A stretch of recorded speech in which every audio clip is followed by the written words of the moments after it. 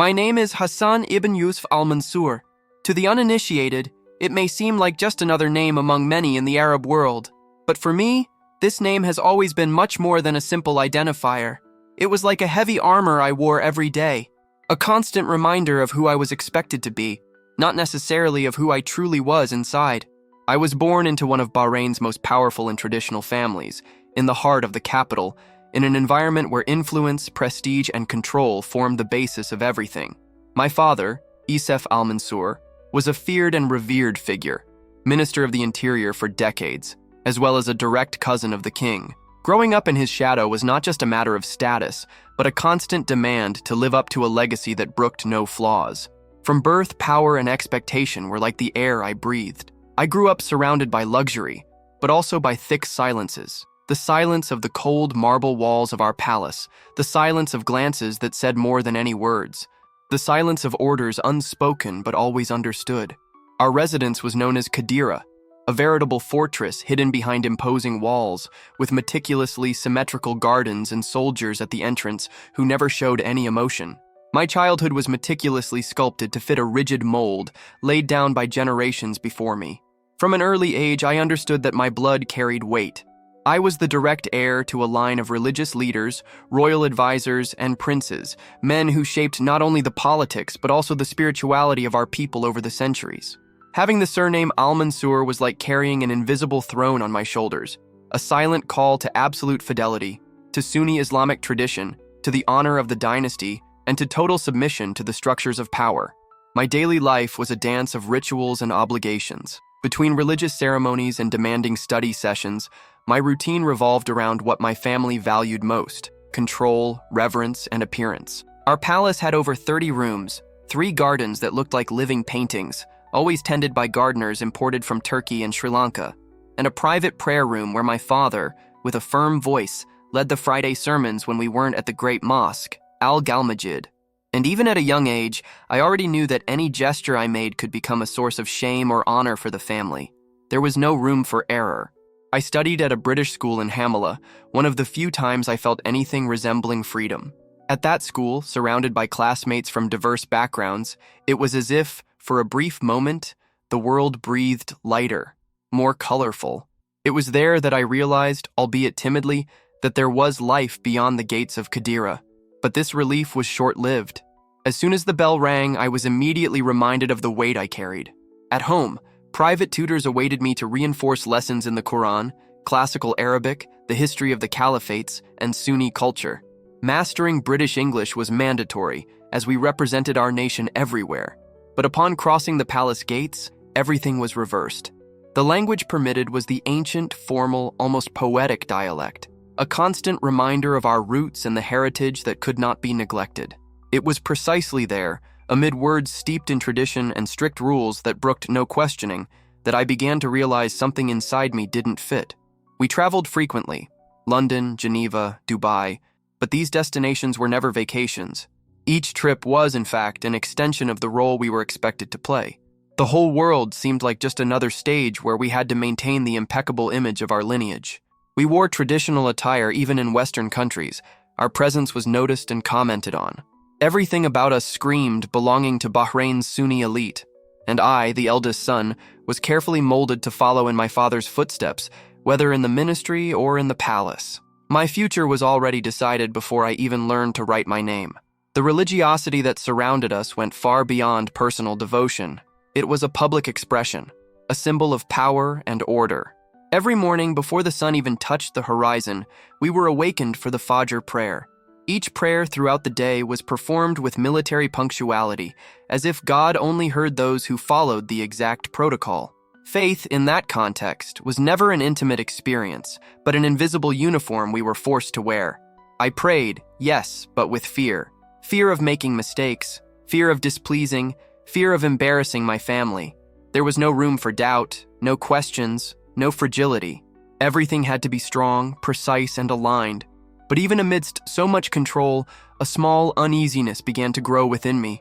Something told me there was more, much more, than I had been taught to accept as absolute truth. Friday for us was not just the last working day of the week or a time of rest. It was a sacred, immutable, inviolable day. Sermons were not optional. and absence from the mosque was not seen as a mere oversight, but almost as a veiled act of disrespect, a silent betrayal of the pillars of our faith and our family honor. I clearly remember the countless times I walked beside my father to the Grand Al-Noor Mosque located in the heart of Manara.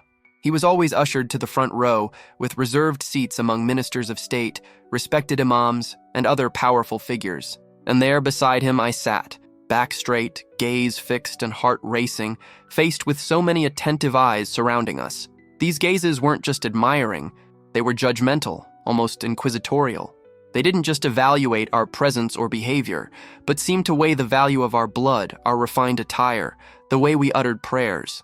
It was as if everything about us, from our posture to our tone of voice, was placed under constant scrutiny. I never dared question that impenetrable spiritual structure that surrounded me. From a young age, I understood that questioning there was tantamount to losing myself. I began memorizing the Quran at just 6 years old, within the palace itself. The memory of our tutor, Imam Farid al-Mahdi's deep voice still resonates with me. He recited verses from Surah al-Baqarah with a firm, commanding cadence, while I, small and tense, struggled to repeat each syllable precisely, as if every mistake were a character flaw. At night, after silent meals and the constant gaze of discipline, I would sit in prayer before the imam, my heart heavy and my lips dry. Any slip of intonation was immediately corrected. Religion, in that house, was not a bridge to God, but a rigid code of conduct. Qadira, the name of our palace, never sounded to me synonymous with home. It was, in fact, a gilded prison, where everything was controlled and monitored. Every gesture had an invisible manual, and the older I grew, the narrower the walls became. At 13, the demands intensified. My father felt it was time to step up and entrusted me to the care of an even stricter mentor, the feared Sheikh Nabil al-Hazra, the direct representative of the Sunni Caliphate in Moscow.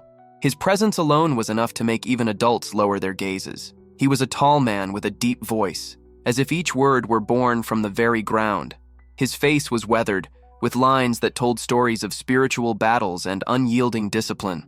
But what intimidated me most were his eyes that seemed to pierce through my masks and reach the places I tried to hide from everyone, even myself. Sheikh Nabil was a widely revered figure throughout Bahrain and in international religious circles.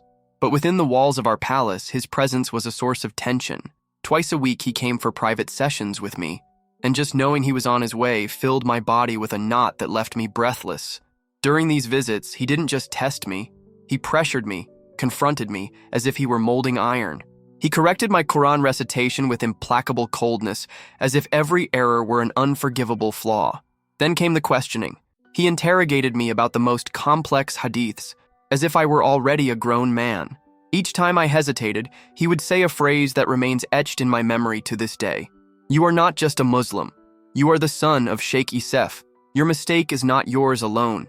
It weighs on the name of an entire nation." Those words took root inside me like thorns. I felt crushed by a guilt I didn't know where it came from, but it never left me. As time passed, questions began to well up within me. They came softly, almost like whispers, and I tried to silence them, but they were there. Why were the punishments in the Quran so harsh, so punitive, so cruel? Why were non-Muslims treated as if they were enemies by nature, unworthy of God's mercy? I wanted to understand, but no one was willing to listen to questions like these. I knew the fate of those who dared to question. Cousins of mine who expressed doubts were sent to Islamic boarding schools in Kuwait and Pakistan, places where their deviant minds would be corrected, as they coldly put it. There was no room for spiritual confusion, no room for seeking. There was only blind obedience. In that environment, even the walls seemed to have ears. Loyalty was the only language available, and silence was the only security one could find. On the outside, our lives were an impeccable showcase. We had pools of translucent water that reflected the clouds, luxury cars parked like statues in front of the palace, and clothes that cost more than most foreign workers would earn in years. But inside, there was an emptiness, a silent burden, like invisible chains tightening your chest day after day. It wasn't the weight of the walls or the rules. It was the weight of living a life that wasn't yours. It was the constant gaze, the inescapable expectation of being perfect, even when everything inside you just wanted to breathe, to be human, to be free. Surveillance never came with sirens or visible cameras. It was silent, constant, suffocating. a kind of pressure that needed no words to be understood. It was in my father's gaze, in the community's demands, in the imam's sermons, in the expectations hanging over our every step. During Ramadan, fasting wasn't just an exercise in faith. It was a public spectacle of discipline. At every hour of the day, it was as if the eyes of the nation were upon us, ready to detect any weakness, any gesture that betrayed deviance. It wasn't just about pleasing God. It was about pleasing everyone else who claimed to represent him. When my father took us to Majlis Alaman, a center of spirituality and Islamic learning in the northern part of the country, the feeling of being watched intensified. There, the weight of appearance and reputation was overwhelming. The other families looked at us with a mixture of admiration and demand, as if we were a painting of piety, a living example of obedience, but inside we barely breathed. Every gesture was rehearsed. Nothing was allowed to deviate from the script. I clearly remember a night that left a deep impression on me. I was only 14 when my father ordered me to lead the Taraweeh prayer for the palace servants during Ramadan. My hands trembled so much that I could barely hold the Quran, even though it was a small, lightweight copy. But what truly terrified me at that moment wasn't God's presence. It was the paralyzing fear of forgetting a verse, of pronouncing a syllable off-key, of dishonoring my father in front of so many watchful eyes. The fear of failure was stronger than any feeling of devotion. My life was a theater of obedience, to the will of my family, to the authority of the king, and to the religious system that controlled even our most intimate thoughts. I tried to believe it all made sense. I really did. After all, that was what I'd been taught since birth. That doubt was the first step to ruin. And ruin, in our world, didn't just mean rejection. It could mean total destruction, social, spiritual, and sometimes even physical. As a teenager, a strange pain began to grow within me. It wasn't physical, nor could I explain it in words. It was like an empty space in my chest, an absence of peace that deepened with each passing day. We constantly learned about Allah's mercy, but in practice, what we heard most from the pulpits was the weight of divine wrath. Hell was the most prevalent theme. Paradise, no matter how beautiful it was described, always seemed distant, unattainable, reserved only for the impeccable. The slightest flaw was treated as a direct path to perdition. I attended several Islamic camps in Muharram during those years, gatherings where the atmosphere was always the same: tension, warning, and doctrinal vigilance. There, we heard about jihad, heresy, and the danger of questioning traditions. But the greatest fear instilled in us was apostasy, abandoning the faith. This was treated as the worst abomination. I'll never forget one particular night. A visiting preacher, a tall man with a thick beard and a voice that cut through the silence, stepped up to the pulpit with a stern expression and ignited the room with his words. He uttered a menacing verse from Surah Al-An'am. "If they stray, seize them and kill them wherever they are." These words didn't sound like a divine warning to me. They hit me like a sentence, a blow to the chest. I lay awake nights in bed under the cold hum of the air conditioning, staring at the ceiling, wondering, what kind of merciful God would order someone's death just for changing their beliefs? I never dared to voice these thoughts, not even to my cousin Zain, who would later become a colonel in the Bahrain Defense Forces, a man who, even at a young age, was already a symbol of absolute loyalty to faith and country. These doubts were hidden deep within me. I buried them beneath mountains of rote prayers, emotionless repetitions, and empty rituals. It was as if I were trying to silence the inner scream with layers of religious noise, as if my soul was begging for something more, for air, for space, for truth. But I could only respond with more rigidity, because that was what was expected. At 23, in everyone's eyes, I was the very picture of an exemplary young Muslim. I knew more than half of the Quran by heart. I was frequently called upon to lead short sermons at Friday gatherings in the palace's private prayer hall. My posture was firm, my voice assured, my appearance impeccable. My father watched me with a mixture of pride and expectation, as if he saw in me the direct extension of his own existence, his spiritual and political heir. But what no one saw was the abyss within me. Every word I recited, every verse extolling the glory of Allah, seemed to echo in a deep void, as if I were speaking with my lips but not my heart. It was a cruel paradox. The more I claimed to love God, the more distant I felt from him. Sometimes I would wake up in the middle of the night, overcome with a cold sweat, my heart racing, feeling as if my whole life were a performance, an endless cycle of repetition, fear, and demands. I would silently ask myself, was it possible to truly love a God I only knew through fear? A God who seemed more interested in punishing than listening? And that question, which I never dared to say out loud, was the spark that began to change everything. I remember that morning as if it were yesterday. It was one of the most solemn days in the Islamic calendar, one of those sacred celebrations when the entire city seemed to stop and bow before God. We were in the Grand Mosque, an imposing place lined with marble columns, with the distinctive scent of incense lingering in the air and sunlight filtering through the stained glass windows. Hundreds of men knelt, lined up like an army, bowing and murmuring prayers in perfect unison. A spectacle of faith, a ritual that, for many, represented the pinnacle of spirituality. But that day, I felt disconnected. It was as if a glass wall separated my soul from everything around me. I saw them, heard their voices, but I felt like a stranger among my own people. Those voices united in worship no longer touched me, not because I despised them or doubted their sincerity, but because I no longer belonged to that world. I had grown up there, among the carpets and the minarets, between the recitation and the fasting, but something inside me had broken. In that moment, my faith was no longer faith. It was a carefully rehearsed role, a theater I needed to play to survive. I continued to pray, reciting verses with firm intonation, leading ceremonies with precision. But each gesture was merely a mask, a shield against the abyss that roiled within me. Giving up that role was unthinkable. In a world like mine, it didn't just mean rebellion, it was practically signing one's own death warrant. So I kept smiling on public occasions, kept bending my knees in reverence before the sacred, even when my heart was no longer there. Inside me, however, there was a silent revolt, a trapped scream, a dark hole where not even God seemed to enter. The only memory of genuine peace I have from that time within the palace walls was on one special night, when my younger sister, Ila, turned 16. She was different. She was always the spark of light in that heavy environment, intelligent, curious, full of life, as if her soul had managed to escape the invisible bars that imprisoned mine. That night, she appeared at my bedroom door, her eyes wide and bright, filled with questions that seared her conscience.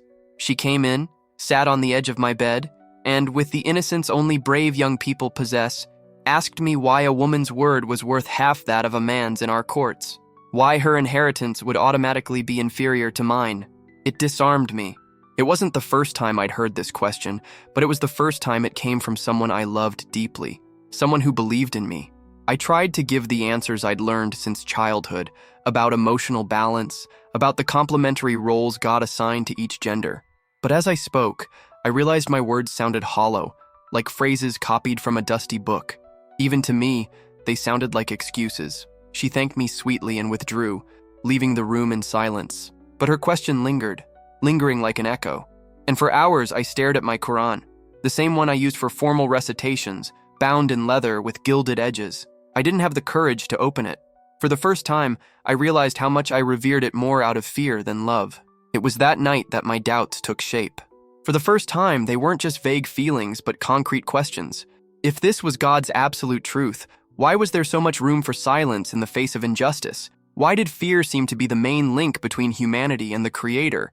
Why did divine love seem so distant to me? I didn't yet know where it would lead me, nor how much it would cost. But there, in that silent dawn, I began to search, not with my mouth, but with my heart. And it was my heart that began to wander down paths that went beyond the mosque walls, beyond the palace walls, beyond the weight of my surname. The conversation with Illa was like pulling the first loose thread in an ancient tapestry, a single thread, almost invisible. But over time, with each prayer I said without feeling, with each verse I recited without believing, that thread began to unravel, and the emptiness within me grew like a shadow that could no longer be ignored.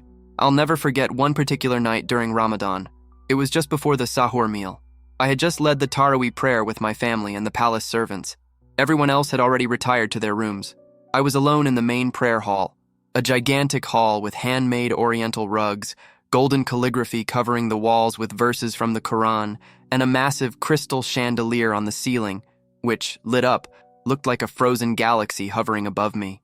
And yet, in this place that was supposed to represent the divine presence, everything inside me felt suffocated, as if the air had been drained from the space.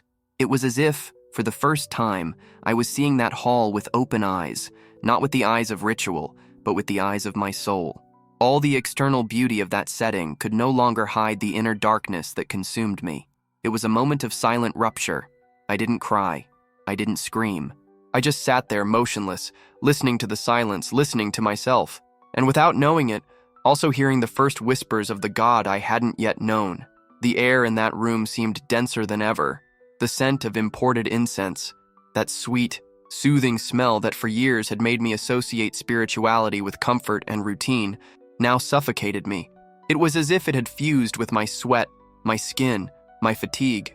And not a physical fatigue, the kind that a shower or a night's sleep can cure. It was something much deeper, a weariness of the soul, an invisible exhaustion, accumulated day after day by sustaining a life that wasn't mine. I no longer prayed out of faith. I prayed because I couldn't help but pray. I recited verses because they expected me to. And even though I still knew every intonation by heart, every precise pause, what came out of my mouth no longer came from the heart. Deep down, my heart had already realized, even if silently, even without the courage to admit it, that it was all a performance. A well-executed performance, it's true, applauded by everyone around me. On the outside, I was the ideal son, the exemplary Muslim, the heir to an honorable lineage. But on the inside, I was merely a hollow, fragile structure, carrying on my shoulders a name that no longer made sense to me. The silence that surrounded me in that room, sacred for so many years, had become a cold echo, a silence that cried out, not for the presence of God, but for the absence of meaning.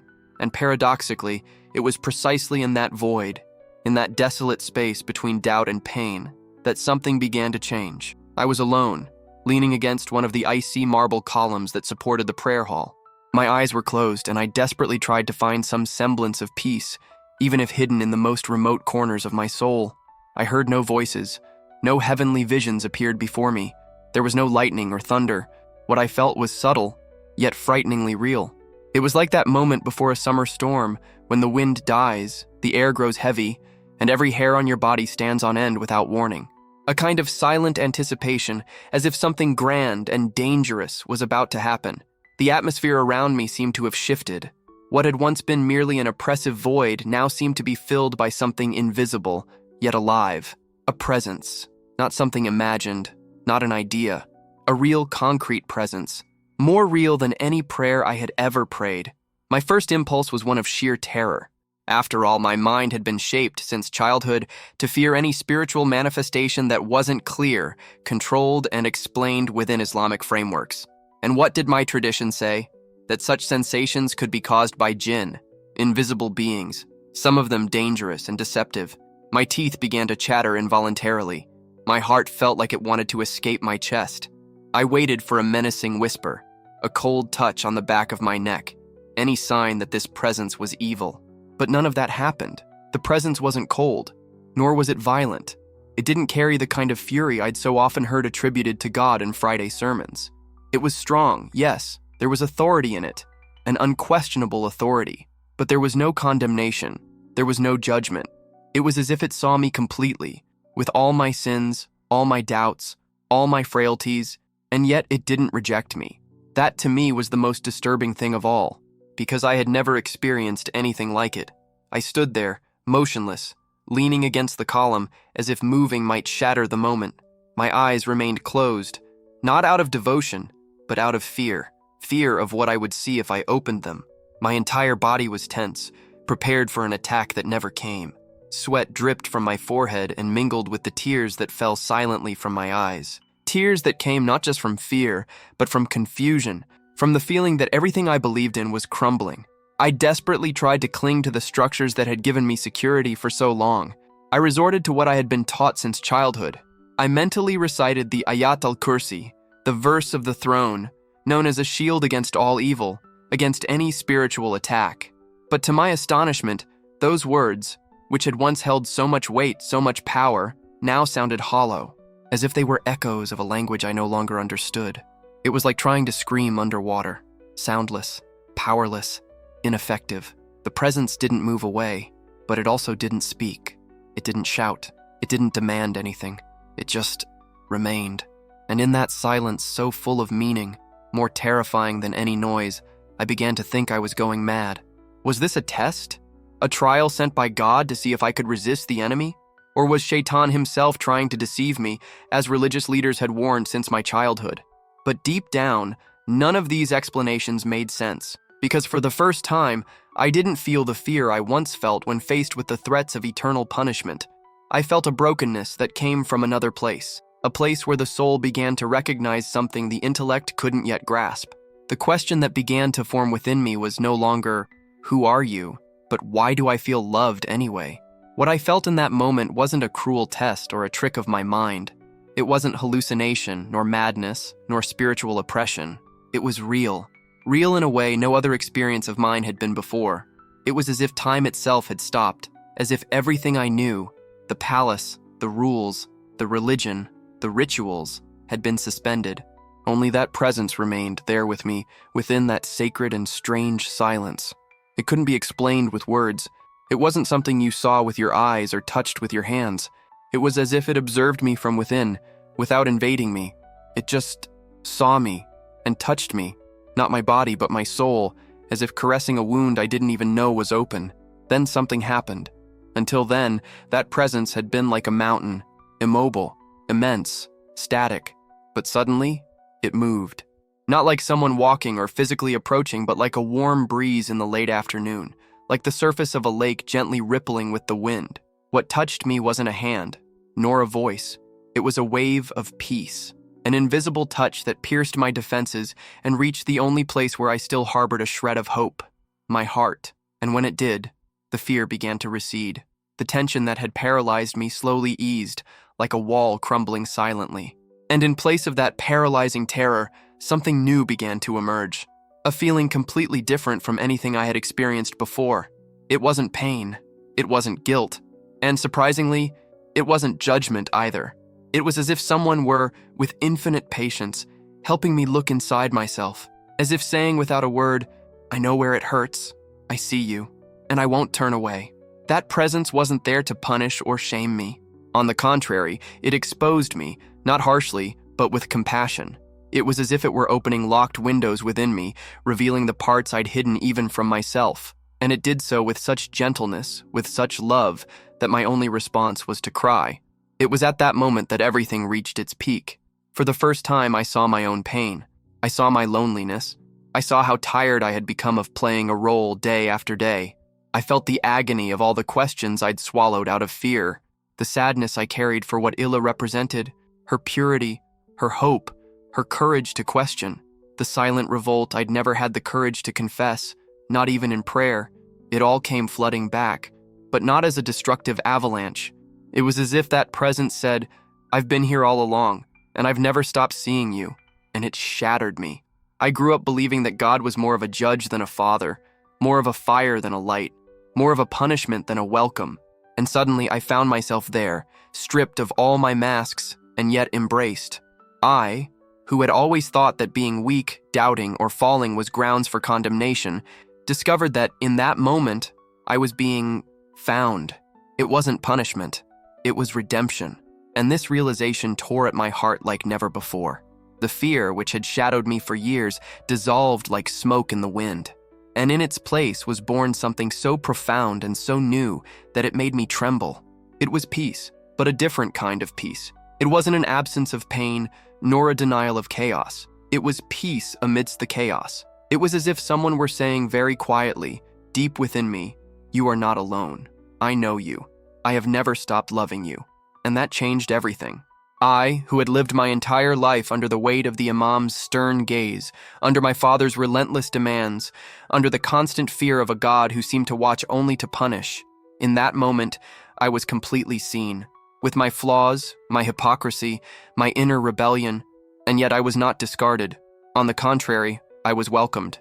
And what enveloped me there was not a love earned through good deeds, nor dependent on appearance or performance.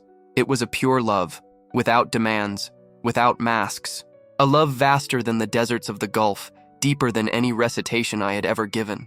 I cried like a child, but they were no longer tears of terror.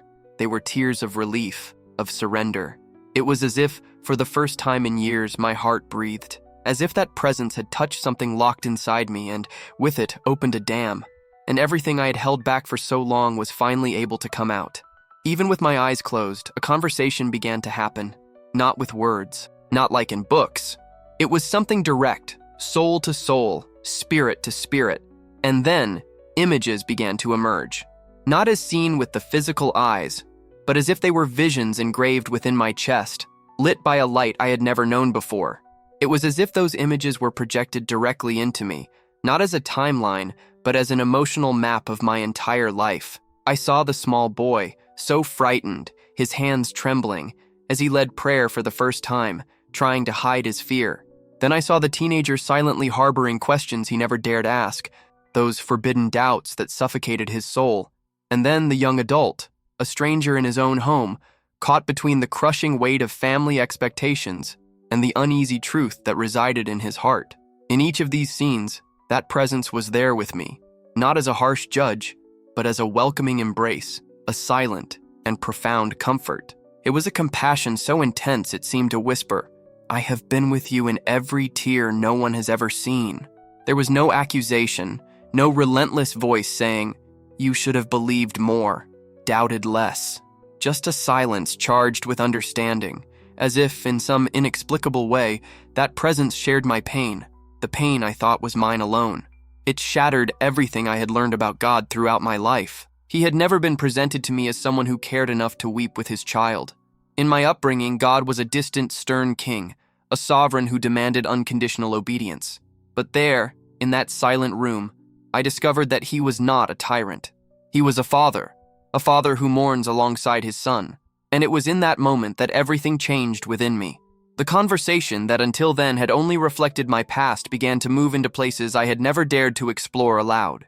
Forbidden questions arose, including that dark doubt that had haunted me since adolescence, the verse that commanded death for those who abandoned the faith. The answer, however, did not come in clear words. It came as a sadness so profound it seemed to shrink my chest, a knot that tightened my heart. It was like feeling my father's searing pain as he realized his name and legacy were being used to justify so much hatred, so much violence, so much loss. It wasn't an explanation filled with jargon or complex theological arguments. It was a direct, simple correction that struck at the core of my being. The truth revealed to me was as clear as the light of dawn. Any teaching that promotes cruelty, fear, or contempt cannot come from the genuine essence of God. The love I felt in that moment was pure, immense, and capable of illuminating all the darkness that fanaticism had created. Suddenly, everything I had built in 27 years, that rigid castle called Islam, with its oppressive rules, the constant fear of hell, and the hierarchy of power, crumbled like sand. And in place of that suffocating prison emerged something entirely new, a living, real presence, a freedom I had never known. The freedom to no longer be afraid, the freedom to question, to doubt, without being consumed by terror. There I understood that my relationship with the divine did not depend on my perfection or the fulfillment of rituals, but on his grace, a grace that reached me even in my failures and doubts. Then, very carefully, I opened my eyes. My surroundings looked exactly the same.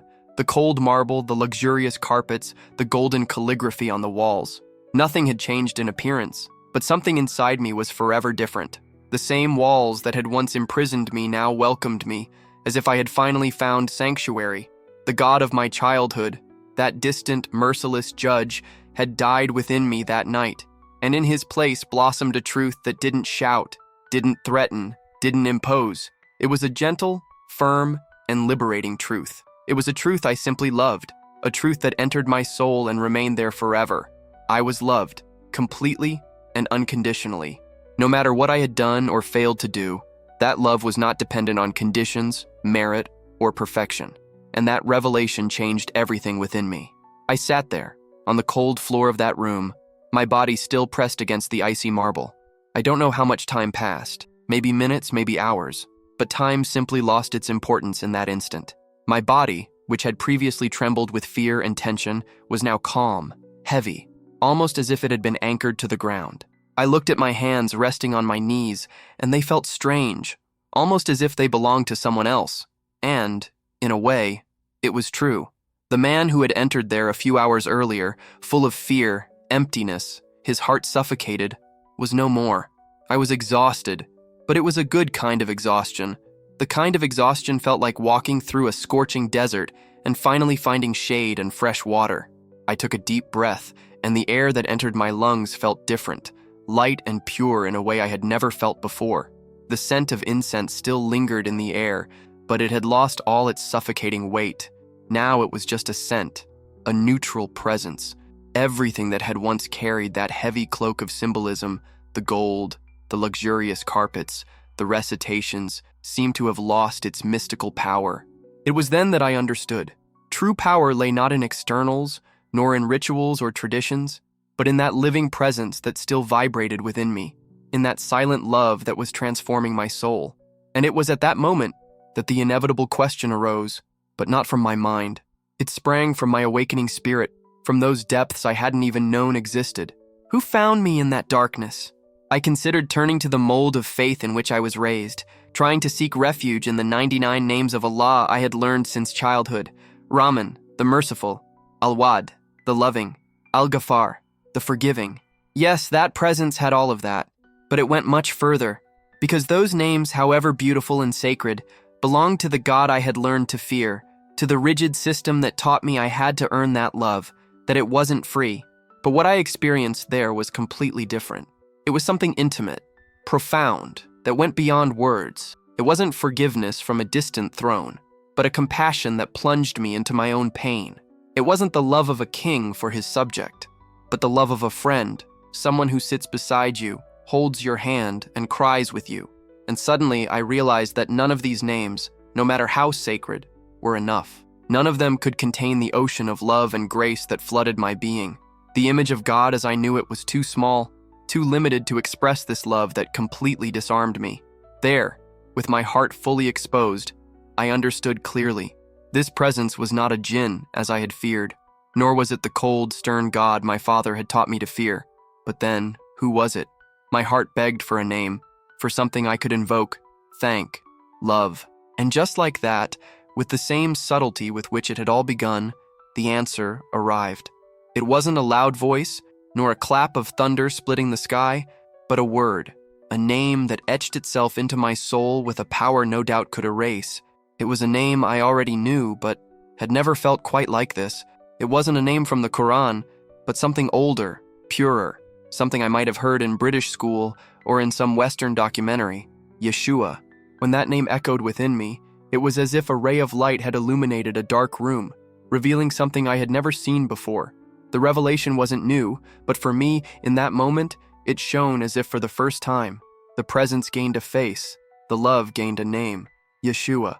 He was the key, the missing piece in that complicated puzzle within my heart, the source of that love that shattered me to pieces to rebuild me better.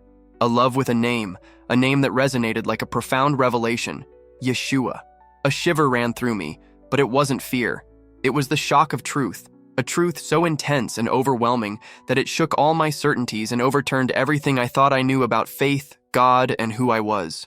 Yeshua, Jesus, the central figure of that path I had learned to fear, reject, and even hate my entire life. The faith I was taught to call heresy, the greatest sin, the ultimate transgression, the shirk, the association of partners with God. For us Muslims, it was unthinkable, unacceptable, a red line that should never be crossed. And there I was, Prince Farid, son of Sheikh Ibrahim, the devout and righteous man who grew up with these beliefs engraved in my soul, cowering before this revelation that felt almost like a betrayal. My mind collapsed, as if two completely different worlds were violently colliding within me. How could I accept that the purest, most real, and sacred experience of my life was linked to a name that, for me, symbolized the greatest error of faith? It was a cruel paradox, a contradiction that tore me apart, tearing me apart piece by piece. But no matter how much I tried to deny it, no matter how much my reason fought against it, the love remained there, firm and unshakable, and it had a name, Yeshua. Even amidst the confusion, there was something I couldn't ignore, couldn't deny. The love I felt was real, the peace that filled my heart was real, and the name that echoed in the depths of my soul, that sacred name, Yeshua, was also real. I sat there in the heavy silence of my father's palace, that word reverberating within me like the deep, solemn toll of an ancient bell. And in that instant, two certainties struck me like a lightning bolt. The life I knew was over, And the real life, the one that truly matters, was just beginning. Gradually, like a gently receding tide, that intense presence began to diminish. It didn't disappear suddenly. It didn't blow away like a fleeting wind. It was as if that immense wave of love and peace that had enveloped me was condensing, transforming into a warm, gentle flame that now burned quietly within my chest. Silence returned to the prayer room, but this time it was different. Not empty, but full, charged with a subtle vibration, as if the air still held the memory of what had just happened. I stood up slowly, my body heavy and strange. It was as if the skin I wore was no longer mine, as if I had left behind an ancient armor. My eyes fell on the open Quran, resting on its carved wooden stand. Hours before, that book had been the absolute center of my world, the indisputable and literal word of God. But now, it felt like a sacred object from a life no longer mine. Beautiful, yes, respectable, but it no longer spoke to my heart. The disconnect was profound, almost painful. I needed to get out of there, return to my life, to the role that had been imposed on me since birth. But how could I wear that old mask again, knowing that the face behind it had changed forever? Every step I took away from that place seemed to push me into an abyss of doubt and uncertainty. Only this time, it wasn't the fear of an angry God that paralyzed me. It was the fear of men, of my own father, of my family. Every shadow that danced on the walls seemed to watch me. Every sound in the surrounding forest sounded like a whisper of threat. The ground beneath my feet seemed to issue a silent, relentless sentence. I became the guardian of a dangerous secret, a secret that, if revealed, could destroy everything. If my father, with his unwavering faith and ever-suspicious gaze, even suspected what had happened in that room, the price would be too high. I, Farid al-Mansur, would have to face the consequences of having encountered Yeshua in the sacred heart of our home. And it wasn't just a matter of shame or dishonor for our family. It was a death sentence. The people I loved began to pass before my eyes, but something had changed in their faces. They ceased to be those familiar figures, those people I'd known forever, and became stern judges, merciless accusers, invisible executioners. The luxury and splendor around me, which had once seemed comfortable, now became a gilded prison, a fortress where my soul was the loneliest prisoner. The palace's grandeur seemed like a labyrinth with no exit, and I, lost within it, carried a secret that crushed me. When I finally entered my room and slammed the door shut, I felt like a fugitive who had just found a temporary haven, a fragile hiding place from the outside world. I walked slowly to the large, ornate mirror above my dresser and stared at my reflection. It was my face, yes, but my eyes, they were different. Those eyes, haunted by emptiness, were gone, replaced by a deep, mysterious calm, mixed with absolute fear that pulsed through my veins. The weight of that revelation was almost unbearable to bear. I knew I couldn't tell anyone. There was no one to turn to, no one to ask for help or advice. I would have to continue living that double life, pretend to the whole world that everything was fine, continue praying in public, reciting the prayers with steadfastness and devotion, and maintain the appearance of an exemplary Muslim. But now, the hypocrisy had become even greater and more cruel. Before, I had merely hidden my lack of faith, but now I was hiding something much deeper and more dangerous, the presence of a forbidden faith, a faith that, to my family, my culture, and my religion, would be treason, faith in Jesus. It was a secret so heavy it sickened me, gnawing at my soul. And then the call to prayer, the adhan, began to echo through the window, coming from the distant minaret of Riyah. That sound, which had once comforted and summoned me, in that moment became my first great test. My body responded automatically, almost on autopilot. I went to the bathroom, carefully performed the ritual ablutions, and rolled out the rug toward Mecca, but every gesture became a silent torture. Each word of the prayer seemed to burn in my mouth, a bitter lie I was forced to utter. When I declared, almost mechanically, Allah Akbar, God is the greatest, my mind was not with the God of my childhood, that rigid and distant God. It was with the one who revealed himself to me as Yeshua, a God of love, compassion, and mercy. As I recited Surah Al-Fatiha, the opening prayer of the Quran, I felt a growing emptiness within me, as if I were an imposter, a traitor kneeling in a space that no longer belonged to me. It was the most profound mistake I could make, to contaminate the most sacred experience of my life with falsehood, hypocrisy. And as I prostrated myself on the ground, The feeling of absolute isolation completely overwhelmed me. I was alone, utterly alone, on this new, solitary journey I had begun. But even amidst the fear, loneliness, and chaos, a silent flame still burned within me. That discreet, almost imperceptible peace remained firm, like a whispered promise. You are not truly alone. The days that followed were the longest of my existence. The routine within the palace continued unabated, as if nothing had changed. The punctual prayers, the family meals, the social engagements. But I moved like a wind-up doll, every mechanical movement, every rehearsed word hiding the storm raging within me. Every conversation with my father was a minefield. I answered his questions about politics, religion, and the future of our people with short, evasive, and vague sentences. I was afraid he would see the truth I was desperately trying to hide from my eyes. Sessions with Sheikh Almurad became, for me, a kind of refined torture. I would sit before him, feeling his penetrating gaze, as if he could see into my naked soul, trying to find any crack in my disguise, any sign of weakness or betrayal. And as he spoke fervently about the immaculate purity of Islam and the dangers of Western influence, I simply nodded, my head bowed, my heart pounding, nearly leaping out of my chest. Everything around me, once so solid, reliable, and safe, now seemed about to crumble. The food lost its flavor, the voices became distant echoes, and I sank deeper and deeper into that suffocating solitude. I lived with a constant ringing in my ears, like a persistent sound of anxiety that never left me alone.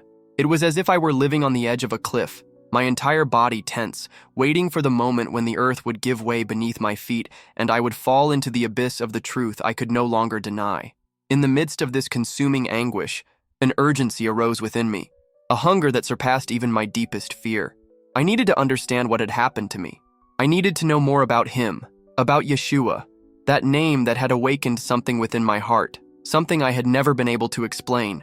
But I knew that in the place I lived, a palace where privacy was a luxury that didn't exist, and any sound, any click, could be heard and monitored. My search for answers became a risky act, almost a silent rebellion against everything I knew. I waited until the night wore on, until the silence of the house became absolute, until I was sure everyone was fast asleep. I locked my bedroom door, something I'd never done before, and sat in front of my laptop, my heart pounding so hard it felt like it was about to burst out of my chest.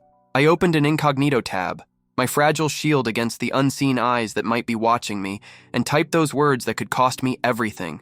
Yeshua, Jesus, in whom do Christians believe? The avalanche of information came like an uncontrollable torrent. Centuries of history, theology, heated debates, and sincere testimonies began to flood my mind, challenging the simple, negative narrative instilled in me since childhood. It was like being trapped in a dark room and suddenly realizing a door had opened to an infinite library, an unknown and fascinating universe. Each click was a risk, a silent revolution that transformed my soul. I was alone, crossing a narrow, dark, and dangerous portal called the internet, and it was there that my life began to change forever.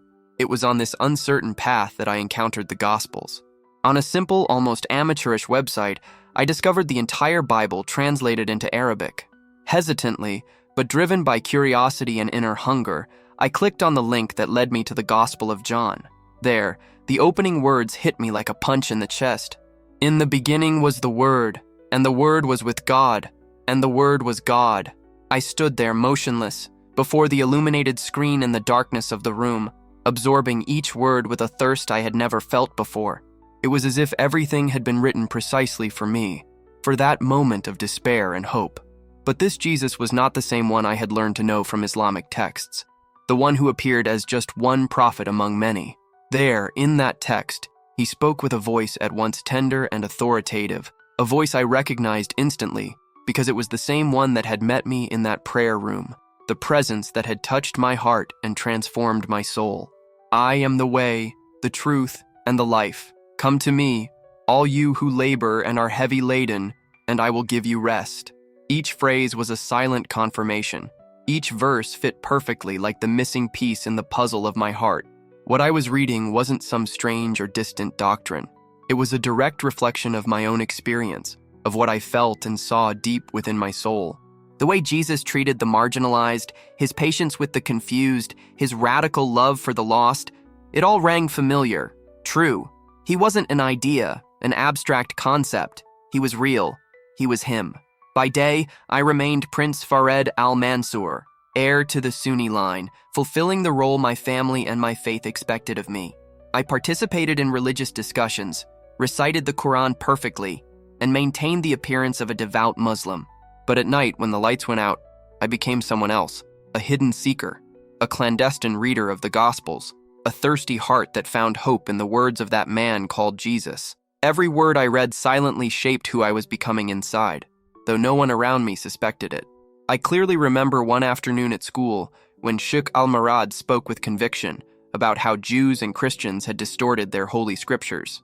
He quoted verses from the Quran with conviction, and outwardly I nodded silently, hiding the confusion that consumed me. Inside, I felt like the worst hypocrite, carrying a secret hidden in the silence of my room, the same truth that was now beginning to set me free, albeit at an incalculable cost. The weight of living this double life began to become unbearable, a crushing burden that grew with each passing day. Fear, once just a distant shadow, now became increasingly palpable, like a flame about to consume everything around me. I knew I couldn't go on like this for much longer. Behind me, the past was already in flames, burning away everything I knew, and ahead of me lay unknown territory, dangerous and lonely, a path I had to tread alone. But the mere thought of having to choose between these two worlds froze me. It was a decision that paralyzed me, a watershed that would arrive sooner or later. The decisive moment came on a Tuesday night. I was in my room as usual, immersed in the Book of Acts, captivated by the stories of Jesus' first followers and their unwavering faith. So absorbed was I that I made a mistake I'd never allowed myself before. I left the door unlocked. A simple thing, but in that situation, it meant opening the door to danger. Suddenly, I heard firm, familiar footsteps approaching down the hallway. It was my father. Panic seized me instantly. I slammed my laptop shut so hard it felt like it would shatter. Seconds later, he slammed it shut and came in. His smile was calm, wanting to talk about a trip he'd planned, but I could barely breathe, my heart pounding, threatening to leap out of my chest. He looked at me with an expression that seemed suspicious, perhaps a little worried, and asked if I was okay.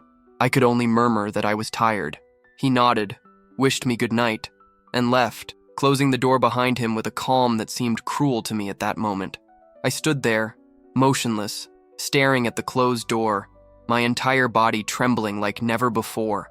The laptop light still flickered in the darkness, reflecting my face, full of fear and tension. Those seconds felt like an eternity. If he had walked in a moment sooner, he would have seen the gospel verses on the screen, and my secret would have been revealed. From that moment on, the danger went from a distant threat to an immediate and deadly reality. If they found out, it would be the end. My life would be at risk.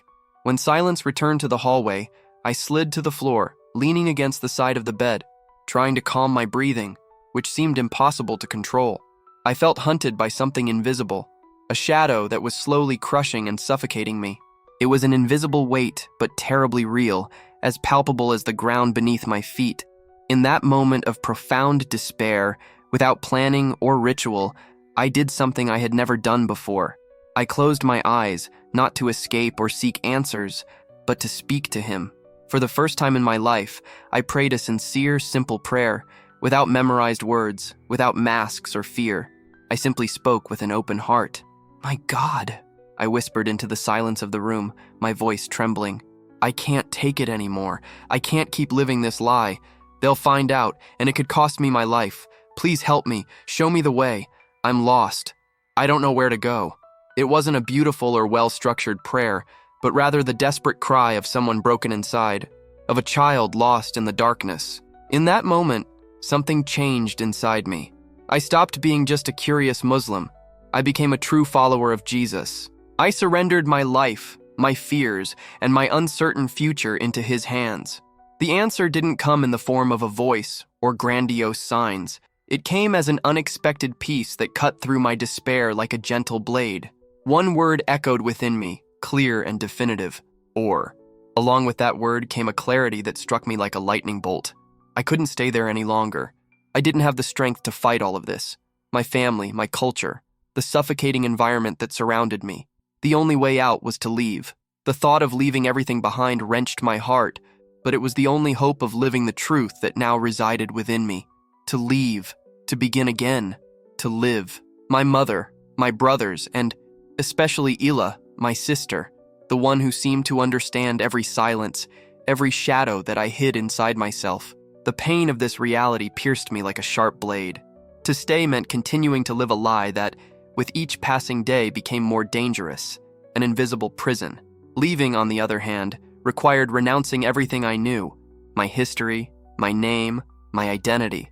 It meant leaving behind the comfort, prestige, and privileges my family had given me to become a stranger in the world, a faceless fugitive, rootless, with no place to call home. I looked around the room where I grew up, that luxurious space that had once given me security. Now it felt like a tomb for everything I was, a silent mausoleum that held my past and my pain. And it was there, in that moment, that the choice finally loomed before me. Continue living an illusion adorned with status, or plunge into the uncertain, the dark, and the lonely, but the real. The decision came not with fanfare, but in the heavy silence that followed my prayer. The fear was still there, squeezing my stomach like an icy knot that wouldn't break. But beneath that layer of fear, a quiet peace began to grow. The same peace I'd felt in that moment in the prayer room, that inexplicable calm that seemed to envelop and strengthen. It was as if an inner voice said, "Yes, this is it. You must go. The price is high. Yes, losing everything. But what you will gain is far greater, your soul." That night, without hesitation, I began to act. Every move was careful, calculated, driven by a strange mix of adrenaline and serenity. I opened my secret safe, took out my passport, gathered all the foreign currency I'd accumulated over the years. Euros, dollars, pounds, nothing my family would notice, but enough to take the first step. I returned to my laptop, but this time it wasn't to seek spiritual answers. I opened a digital map and began exploring borders, analyzing neighboring countries, studying the flights departing from Manara Airport.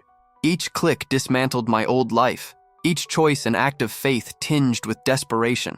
I was torn between the love that had transformed me and the fear of what would happen if I remained in that place. My escape came to fruition exactly 48 hours after that moment of anguish.